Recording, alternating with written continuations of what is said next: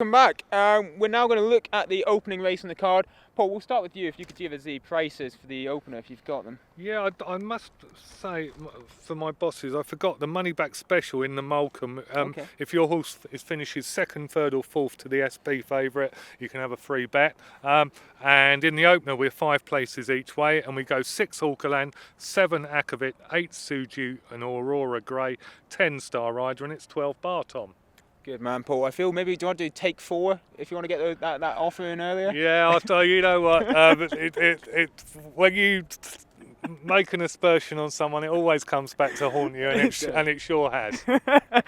Okay, right, Lee, we'll start with you. What's your verdict on that? Well, first of all, very clever of producer Sam to position this here, because that is exactly where the Goodwood Stakes starts. Cam is whizzing his camera around again.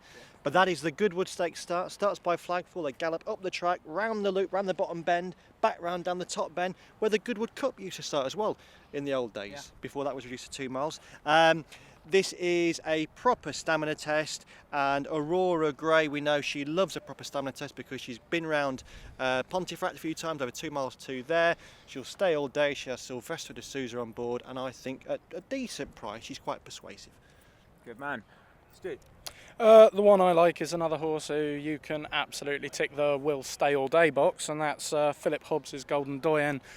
These jumping types reverting back to the flat are always of interest. There's a proven track record there. Mr. Hobbs himself has won plenty of big handicaps on the flat, and I think given everything he's gone on and done over hurdles, he's pretty useful in that sphere. A mark of 79 looks pretty lenient back on the flat, so yeah, that would be the one for me at a decent each way price. Thanks so much. Finally, Paul? I agree with Lee actually. Aurora Grey, very consistent filly, always gives you a good run for your money. Huey Morrison and Sylvester de Souza. Huey won the race last year with Star Rider, and she was only beating a fag paper at Newbury last time, Tom. Good man. We'll stick with you. Get the prices for the 225. The 225, we are 4 places each way on this one, Tom. And it's 7 to 2 Secret Advisor, 5 Sapphire's Rock, 7 onto Victory and First Nation, and 10 to 1 bar. Bit of money there for Sapphire's Rock, I think, as well. I'd like to say. Yeah, been a bit of money already. Yep. Excellent. And Stu, we'll start with you for this one. Yeah, I wouldn't start with me. I'd start with Lee or Paul if I were you. Okay. Well, that's. I'm assuming that's because you want to keep us in suspense rather than anything else. No, it's because I don't really have much of an opinion on this race, and so I'm going to agree with whichever one of the two of them talks the most sense. Okay, I'll give the verdict on their opinions. Okay, let's see who can make the most sense in this duel in the Downs. Right, okay, this duel on the Downs. Quite many horses in this duel on the Downs. I mean between you and Paul to I make see. the most sense. Oh, the two of us, yes. Look, well, he's got loads of notes on his paper, so he's probably going to make more sense than I am.